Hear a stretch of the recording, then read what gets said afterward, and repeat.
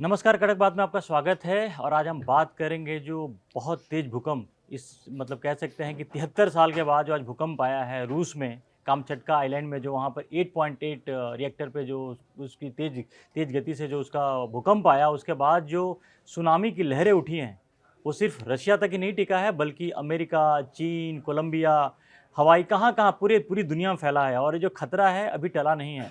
अभी तो ये तबाही की बस एक तबाही का जो कहते हैं ना कि ट्रेलर सा है, और ये तबाही पूरी दुनिया में फैलने जा रहा है। जिस तरह के संकेत हैं और जिस तरह के पूर्वानुमान हैं, जिसकी तमाम जो बातें हो रही हैं, संजय जी, एक जब सबसे अब सवाल ये उठता है कि जो हम अब ये तो रही सुनामी की बात रही, भूकंप की बात रही, लेकिन इसमें बहुत बड़ा इंपॉर्टेंट फैक्टर ये है, इसके बैकग्राउंड में एक चीज़ जो है, रशिया यूक्रेन के बीच में जो लड़ाई चल रही है, वो उसको लेकर के भी बहुत तरह की चीज़ें चल रही थी। बहुत समय से ऐसा हो रहा है कि सीज़ फायर होगा, लड़ाई रुकेगी, लेकिन डोनाल्ड ट्रंप ने एक डेडलाइन भी दिया है रशिया को, पहले 50 दिन का दिया, उसके बाद 10-12 दिन का भी कर दिया है, तब भी कुछ संकेत रशिया की तरफ से युद्ध रुकने के नहीं आए।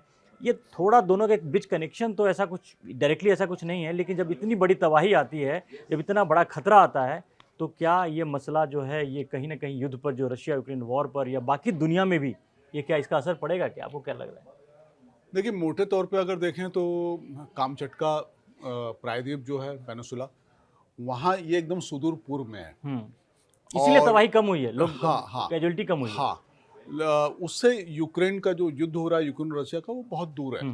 तो ऐसा सीधे तरीके से देखें तो कोई असर नहीं है, बिल्कुल। लेकिन अगर इसको अप्रोक्ष तरीके से देखें तो बिल्कुल असर है। रशिया की पूरी मशीनरी, रशिया में तबाही उस तरफ बहुत हुई है, क्योंकि वो वहाँ पर वो जितने कामचटका के आसपास उस इलाके में बंदरगाह थे, फिश की कारखाने थे फिशिंग के, वो सारी की सारी चीज़ें तबाह हो गई। सारा उनका इंफ्रास्ट्रक्चर बुरी तरह से तबाह हुआ है। दूसरे, वहाँ पे आफ्टर शॉक्स भी आएंगे। और सुनामी की जो लहरें वहाँ से चल रही हैं, सुनामी की लहरें वहाँ से अलास्का, वहां से अलास्का अमेरिका, पहुंच गई, है ना, मतलब और ये और जापान, ये वाला जो पूरा इलाका चीन। है, हाँ, चाइना, और जिसको आप रिंग ऑफ फायर कहते हैं, रिंग ऑफ फायर से लेते हुए अलास्का, और ये सारी की सारी चीज़ें उधर की तरफ जा रही है। और सुनामी की जो लहरें हैं वो रिफ्लेक्ट करती रहती हैं। मतलब एक साथ ऐसा नहीं कि आई और खत्म हो गई, क्योंकि वो लहर बन गई है। बन गई है तो वो चलती रहेगी जब तक नॉर्मल नहीं हो जाएगी। तो वो है। तो ये बात सही कि अब रूस को अपना बहुत ढेर सारा संसाधन, ध्यान और राहत के काम अपने उस इलाके में लगाने पड़ेंगे। तो उस इलाके में अगर वो सारी चीजें लगा रहा है, तो जाहिर सी बात है कि युद्ध में थोड़ा असर तो पड़ेगा।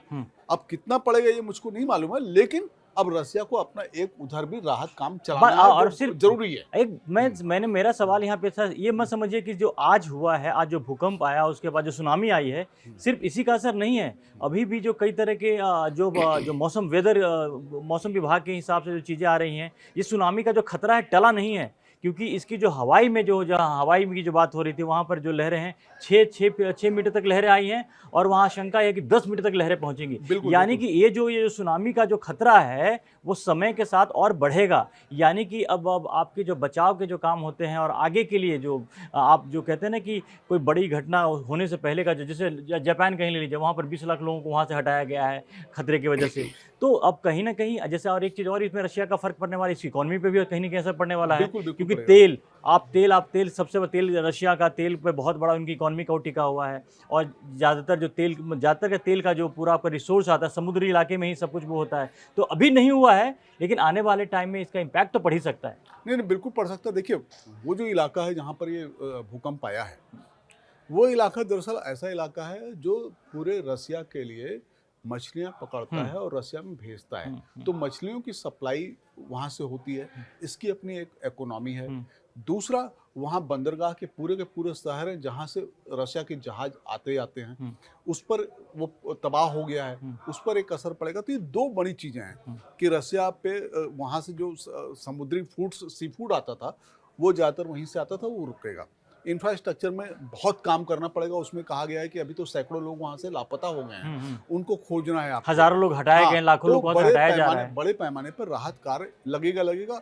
और देखने वाली बात यह है कि आफ्टर शॉक्स जो इसके आते हैं, क्योंकि ये बहुत बड़ा भूकंप आया है, 8.8 का भूकंप मुझको लगता है 50-60 साल में तो नहीं आया है। हाँ, 73 साल बाद हाँ हुआ है, हाँ, 73 साल के हाँ, बाद हुआ है। देखिए 1952 के बाद सबसे बड़ा भूकंप है ये। हाँ, 1920 के आसपास एक भूकंप चिली या पेरू का याद किया जाता है, हम्म, वहां पर एक समुद्र तटीय शहर था जहां पर 9.6 का भूकंप आया था। हम्म। और वो भूकंप ऐसा था कि वो 10 मिनट तक लगातार हिलाता डुलाता रहा था उस शहर को, और वो पूरा शहर तबाह हो गया था। तो लेकिन ये भी है कि ये भूकंप बहुत कम देर के लिए आते हैं, बहुत ज़्यादा लंबे टाइम के लिए नहीं आए, लेकिन बहुत ज़्यादा आया। तो सुनामी की लहरें यहाँ भी बहुत तगड़ी उठी और फिर अब वो फैल रही हैं। और जैसे वहाँ पे जो रशिया का जो कुरिल जो आइलैंड है वो उसको खाली करा लिया गया, वहाँ पर इमरजेंसी लगा दी गई है। तो सवाल सिर्फ इसका नहीं है कि जो भूकंप आया और जो सुनामी आई उसके बाद सुनामी का जो खतरा जो मंडरा रहा है अब, क्योंकि जब आप इस तरह के नेचुरल डिजास्टर, ये सिर्फ एक सीमित जगह तक सीमित नहीं है, ये खतरा पूरी दुनिया पे बना हुआ है।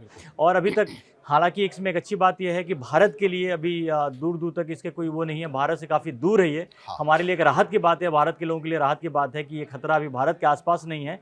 लेकिन जिस तरह से फैला है पूरी दुनिया में, चीन, अमेरिका, जापान, कई सारी कंट्री में ये जो सुनामी की जो लहरें हैं वहाँ पर वो पहुँच रही हैं, तो ये आने वाले समय के लिए भी बड़े अच्छे संकेत नहीं है। इस बीच में अगर आप लड़ाई युद्ध वाली जो स्थिति बनी होती है, जो अभी रशिया यूक्रेन के बीच में चल रहा है, 3 साल से ज़्यादा हो गए इस बात की लड़ाई के हो गए हैं, और वो किसी भी कारण वो बंद होने के लिए दोनों देश तैयार नहीं हो रहे हैं। और डोनाल्ड ट्रंप लगातार कोशिश कर रहे हैं, उन्होंने बल्कि रशिया को धमकाने के लिए जो डेडलाइन भी दिया हुआ है उससे भी काफ़ी रशिया भड़क गया था। लेकिन कहीं न कहीं जो हम बात कर रहे हैं आज, हो सकता है कि लगे कि इसका कोई बहुत ज़्यादा डायरेक्ट असर युद्ध पर नहीं पड़ेगा, लेकिन कहीं न कहीं पड़ना है, और ये चीज़ रशिया को इस बात को समझनी पड़ेगी। देखिए, एक बात तो ये है कि ये आपदा जो है ये केवल एक देश तक तो सीमित है नहीं, और ये बड़े लंबे इलाके में, अमेरिका भी इसकी जद में है, जापान भी इसकी जद में है, दूसरे जो मैक्सिको है वो भी इसकी जद में आ सकते हैं। तो ये एक बड़ी तबाही है, और हो सकता है इस तबाही के बीच में रूस से ये अपील की जाए कि भाई इस समय कम से कम आपने युद्ध को आप थोड़ा सा स्थगित रखिए, वहाँ पे रोकिए आप इसको।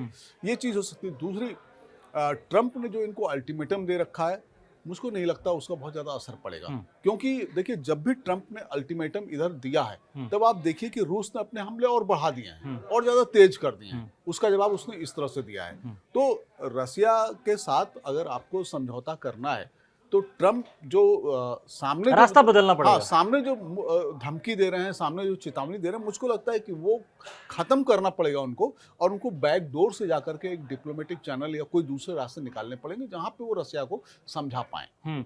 तो वही बात है कि रशिया का जो अभी कहीं ना कहीं पे जो रशिया का प्रशासन का वहाँ पर जो ध्यान है, ये जो आज भूकंप और सुनामी आई है उसके बाद जो खतरे पे है और आने वाले खतरे को लेकर के भी है कि कहीं ना कहीं उनको कई जगहों पे, जैसे एक आइलैंड में उनको इमरजेंसी लगाई गई है। अभी आने वाले समय में क्या होता है, अगले 2-4-5 दिनों में इस तरह के सुनामी का खतरा कितना बढ़ता है, कितना आता है। लेकिन इसका खतरा आप समझ लीजिए कि रशिया से आया और सुनामी की जो लहरें हैं अलास्का तक पहुँच गई, हज़ारों किलोमीटर दूर पहुँच गई है। तो खतरा तो बहुत बड़ा है, इसमें कोई डाउट नहीं है। आज हुआ है उसकी, ठीक है, आज जो तबाही की जो एक्चुअल में भी जो सारी जो तस्वीर है इसको भी एनालाइज करने में टाइम लगेगा, ये तबाह कितना कर गया है और कितनी चीज़ें हुई हैं।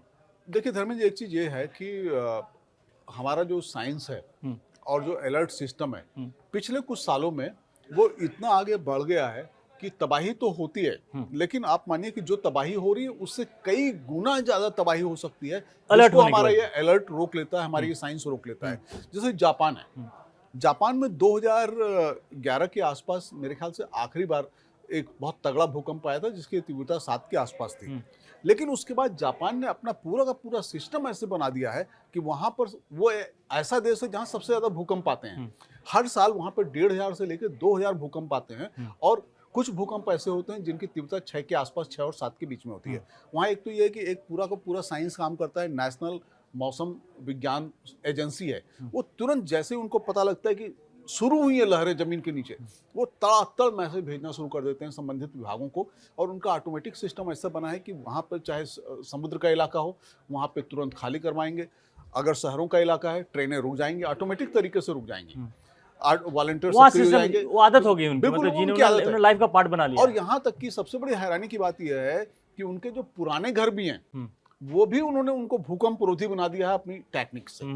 तो ये नहीं, ये तो जापान है। अभी भी सुनामी का जो खतरा है, ऐसे आपको बता दें, संजय जी ने जापान की बात की है, अभी भी जापान को लेकर के अलर्ट बहुत ज़्यादा है। वहाँ पे खतरा सुनामी का बहुत बड़ा है। वहाँ करके पहले भी सुनामी बहुत तबाही वहाँ मची है, पहले का जो भूकंप का भी बहुत इतिहास रहा है वहाँ पर रहा है।